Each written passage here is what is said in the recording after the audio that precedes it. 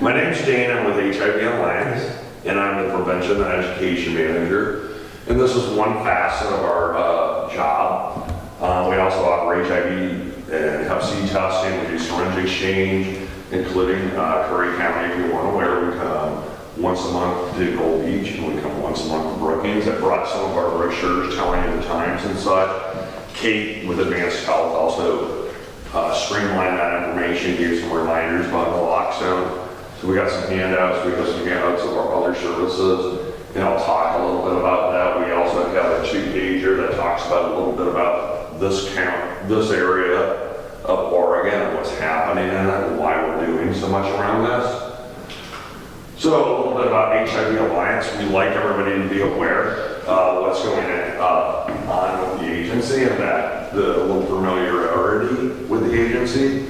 So we offer care for approximately 1,000 people living in 13 counties of Oregon. So the southwest corner of Oregon, anybody that's screened as HIV positive is turned over to us. If it's us that's screening them, we run a second test, and then we can enroll in our care program.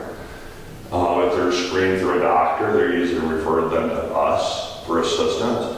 It is complicated, so we have nurses, we have a pharmacist, our case managers work around the dynamics of each client. Not everybody needs everything we offer, but some need everything. We have to help enroll in insurance. We make sure they're working with their doctors, taking their medications. Our goal, 94% of our clients have a viral load suppressed. What that means is they cannot transfer the HIV virus to somebody else. That's a key point of case management and care, is making sure that people are working with their doctors, taking their medications. We do have a case manager and care program in Lane County for Hep C clients. We have approximately 75 people enrolled. I'm hoping over time we expand that program and some more money comes down through the Oregon Health Authority and other funding sources. But right now, we're pretty proud of that program because it's unique to HIV Alliance, and it really helps as individuals do the same dynamics of our case management for HIV is applied over to individuals living with Hep C, which is curable. We offer HIV and Hep C testing in Lane, Douglas, Curry, Josephine, and Hughes County. We have an education program, 5,000 youths in Lane, Marion, and Douglas. Those counties have reached out to us to provide their high school education program. We do offer that education program and other resources to like agencies that reach out to us that want a little HIV 101, Hep C 101, FCI, doing the Naloxone trainings like this. We do outreach to 3,000 high-risk community members that are at risk, that need to be tested for HIV and Hep C quite more frequently than a regular person. So basically you're going to test them and counsel and tell them they should be tested either 3 to 6 months due to the risk factors. This is just basically a sexual health survey that kind of looks and gives us an overall picture of the risk factors. We offer syringe exchange in Lane, Douglas, Curry, and Josephine. You may not have known that we actually do syringe exchange here in Curry County. And then I'll talk a little bit about that here in an upcoming slide. So these are testing. We use St. Timothy's Church in Brookings. We test there for an hour. We do not do syringe exchange there, but we do the testing. And then we go over to Curry Community Health and do our full services there. We also have Naloxone on site. We always have at least 5 nasals when we go on a visit. So community members or people that would want to reach out and get a replacement nasal kit, police officers, first responders. We also have the injection kits. And then we go into Gold Beach on the second Wednesday of the month. We just had that service yesterday. So why is needle exchange so important? So basically, the overall cost of the syringe exchange service is about $38 a client per year on all of our clients. That's about 8 cents on a syringe, $1.22 on the sharps container, and a total budget of about $128,900. Where a lifetime of HIV infection is about $600,000 on an average person. Cost of the Hep C treatment, it does vary. There are some new treatments out there. It's about $20,000 to $84,000 depending on what medication works and where they're at on their Hep C diagnosis. But it's estimated we have at least 75 new infections from HIV not doing syringe exchange. And that, you take that 75 times that 600,000, that's dramatic, a lot of money. So one of the other aspects, and Beth with Curry Health wanted me to really focus on how syringe exchange and pickup sites can assist. So we actually give out 589,000 syringes and we collect about 672,000. That's a difference of approximately about 87,000 syringes. So we actually collect more syringes than we distribute. And that helps clean up communities. That's one of the key aspects of syringe exchange, is they bring in their equipment that they've used and we give them new equipment to make sure that they're safeguarding. So harm reduction philosophy to safeguard individuals that are actively using drugs. So this slide talks about our drop boxes. So we are focused on Roseburg and Eugene. I put a map out there of Eugene. We have a lot of locations in the parks. We work with the Parks Department in Eugene. We work with the Parks Department in Roseburg. We collect over 230 syringes a day in those collection spots. That's a lot. That's very powerful. And those are two communities that advocate about syringe drop boxes, put them in key locations such as parks. That's why we work with the Parks Department. Our actual service locations collect 1,367 syringes a day. So it kind of tells you what's going on out there just from those numbers, and that's in 5 counties that we do syringe exchange. We also do fitness test strips, and this is something new. We implemented this in Douglas County in mid-August. There was a lot of fentanyl being found intermixed with both meth and heroin. They're mixing fentanyl in a lot of things, and we wanted to safeguard our clients that are actively using drugs. And so we taught them how to test. We just dispersed the test strips during the syringe exchange. And they can actually test before they inject. There's 2 different ways of testing, and it's pretty equal on what they're finding in fentanyl mix in both meth and also heroin. This is one of the reasons why we're trying to implement a lot of Naloxone, is that Curry ranks #1 in opioid use in the state, and that's pretty dramatic. If you look at Curry's actually 74th of the 3,142 county parishes and boroughs in the United States, and that's pretty dramatic. And so, I mean, the Naloxone works on any opioid. It's a long-term prescription and also injection drugs. You know, yes, we focus a lot on the injection drugs, but I think people forget about having Naloxone on hand for somebody that's on a long-term opioid prescription in their home. It works on any opioid. We want you to be aware about the law. So Oregon has an amnesty and overdose reporting that nobody's going to be arrested during that time period. The person calling or the person that's overdosing are not going to be arrested. They need help. They need emergency services. Nobody's going to be arrested. It's about saving a life. And that's very key. And we want everybody, our cards, our advocates actually have the Good Samaritan reminders, and that nobody's going to be arrested during that time point. We really stress that, especially with individuals that would be reluctant to call because they need emergency services. So Oregon Bill 384 was that bill, so it covers anybody calling or the person who's overdosing, nobody's going to be arrested. You can use Naloxone on someone else. You will not be held liable if something bad happens, and that's a key point, that you're trying to save a life and they're not going to hold you accountable if that life is not saved. But Naloxone is very safe and it's very effective, and it reverses overdoses and saves lives. A variety of organizations such as ourselves can train and prescribe individuals. You can also, we don't do the training certificates anymore because I'm giving you Naloxone on site instead. So House Bill 4124 and 3440, which went into effect in 2018 at the beginning of the year, pharmacists can train and prescribe. And a lot of people don't realize that you can actually go into a pharmacy, reach out for Narcan, and they will run it through. They'll write you a prescription right there, because you don't really need a prescription, but they'll write a prescription and run it through your insurance.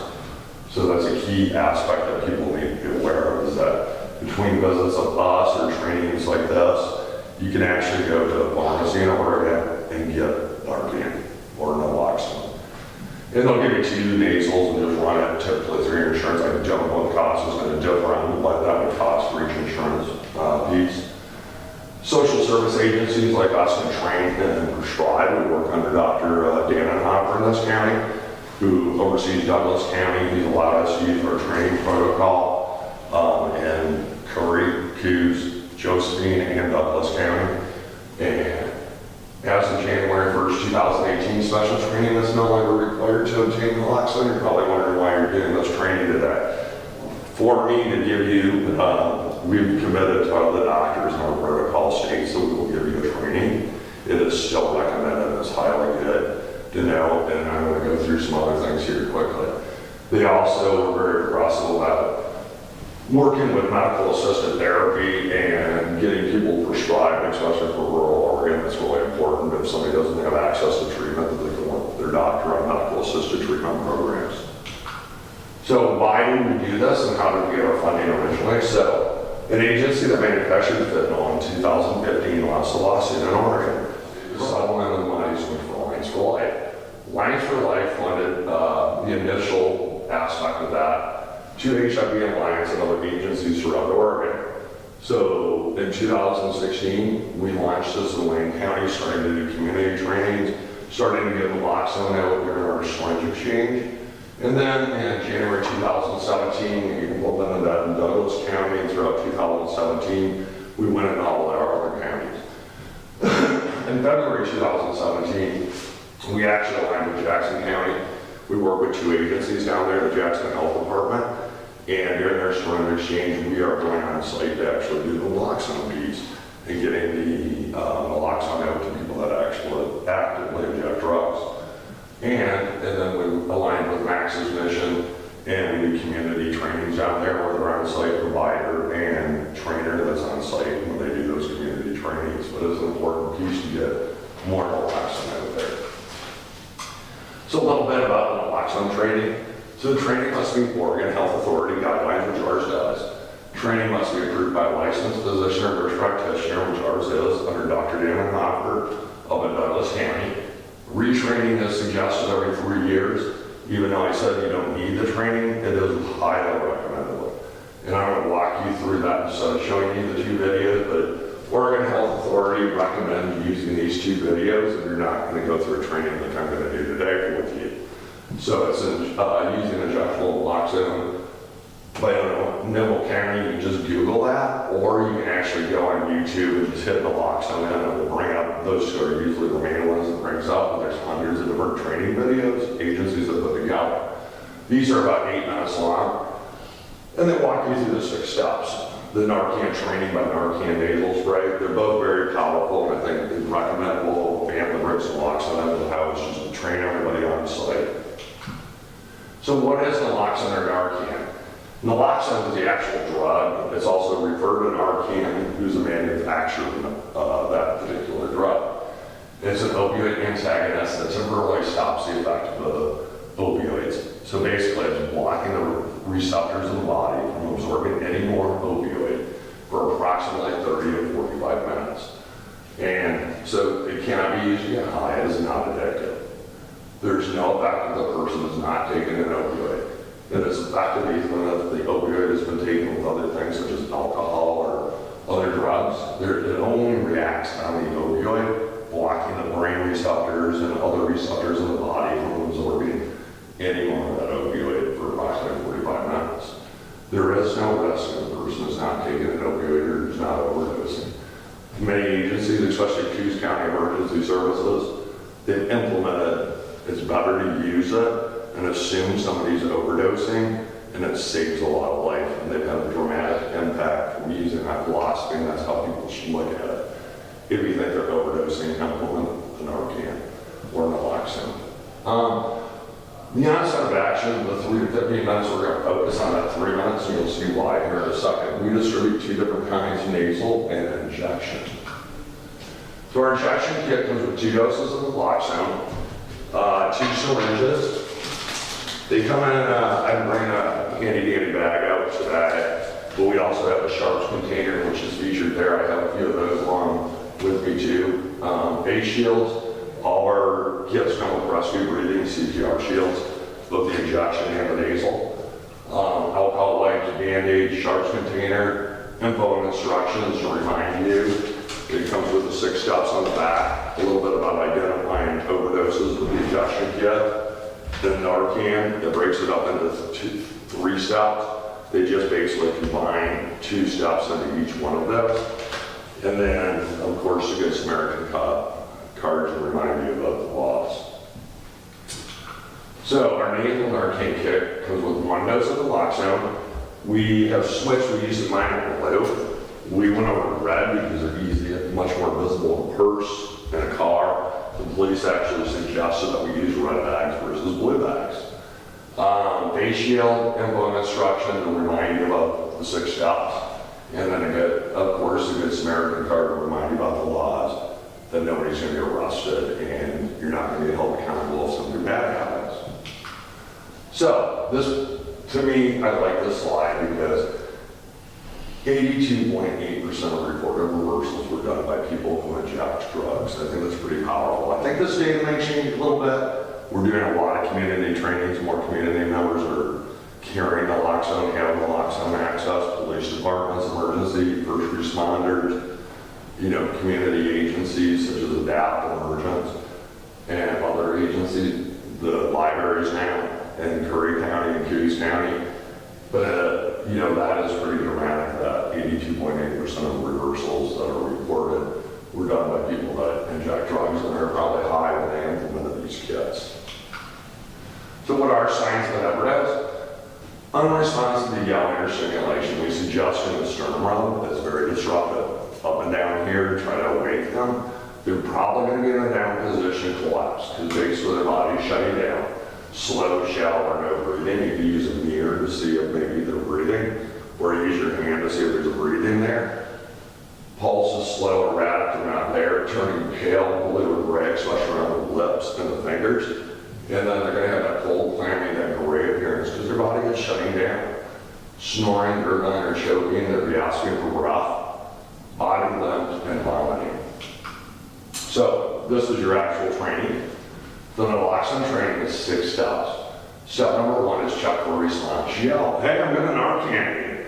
Try the sternum rub. Check for breathing. You can use a mirror or your hand to see if there's any breath there. Call 911. It's imperative that you need assistance.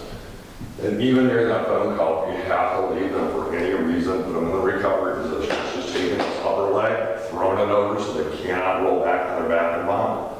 That's very important. You can use their hands to support their head at that point, but if you leave them for any reason, put them in the recovery position.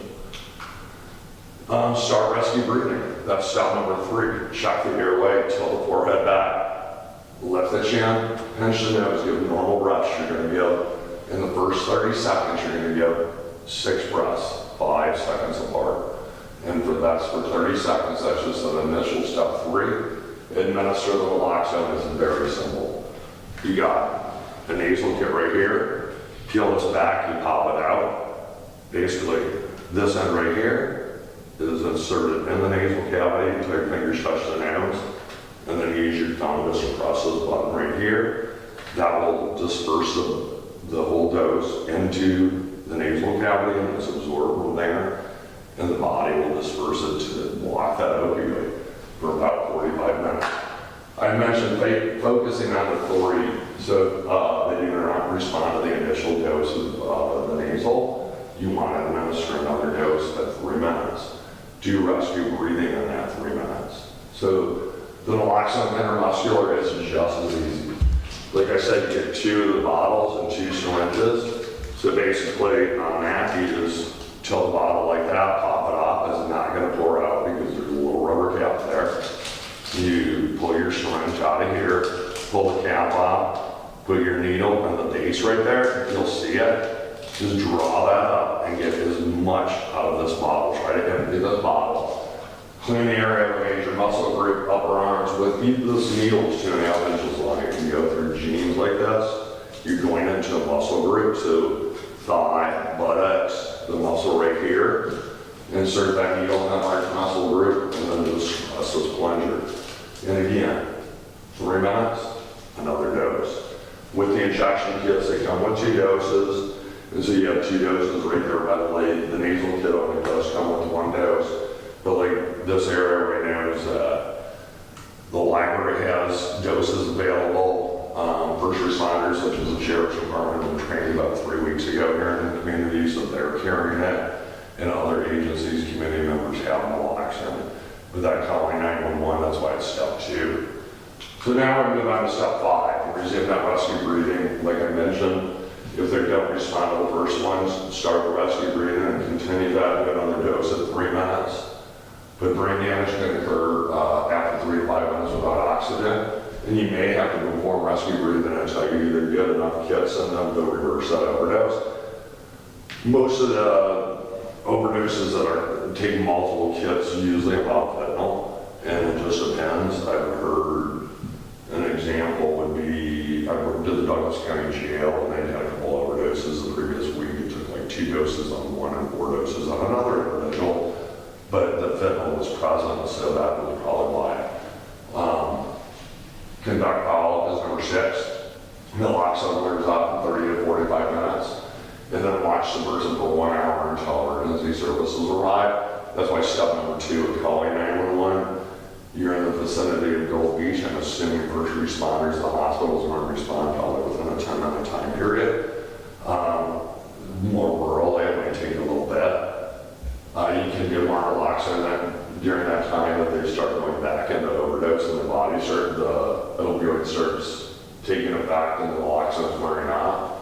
Let them know that they need to seek the medical care and that emergency's on the way. They may try to flight from that point, but you want to convince them to stay because they really do need assistance and they could go back into overdose if somebody's not monitoring them. Don't use more opioids. So again, I just like to remind everybody about the 2 videos on YouTube using an injectable naloxone to reverse an opioid overdose by Multnomah County. And then the one put together by the Narcan nasal spray. You can either Google those just on your regular computer or go to YouTube. And like I said, there are a lot of different videos. These 2 are just highly recommended by us and the Oregon Health Authority. So I'm going to go to number 7 because it was a commonly asked question. Myth number 7, naloxone loses its effectiveness under high temperature. Even after exposure to extreme temperature change, naloxone still works. So leaving this, it was a common question, if I leave this in my car, heat does not seem to have the effect on the effectiveness of the drug. So we want people to know about that. A reminder of your steps. So step 1 is check for response. Step 2, you need emergency services coming, dial 911. Step number 3, start that rescue breathing. It's an imperative part, and without that oxygen, they need that oxygen. Administer naloxone, nasal or injection. Resume the rescue breathing. After 3 minutes, you may have to implement another dose if they're still not up. And then conduct follow-up. And make sure you stay with them until somebody else takes over with emergency services. We're always looking for volunteers. We have volunteer opportunities in all 5 of our prevention counties. So if you know anybody that might be interested, we would train them on the tests, do surrender change, put together these kits like they did today. Some of our paperwork has been designed and printed by them. We depend on volunteers all the time. So all you have to do is go to HIValliance.org, mention volunteer, Patty will contact you. Rural issues that will send you all the paperwork and the training materials, and then follow up a couple days later with a conference call. We appreciate Curry Community Health for letting us use their sites for testing because it's imperative. We also advanced scouts working with Kate Frame to help with these programs on against naloxone out of the libraries and out of the community members has been a key point, but we couldn't do it without Curry Community Health. My name is Dane. And you can reach me, at HIValliance.org. Any questions? Awesome.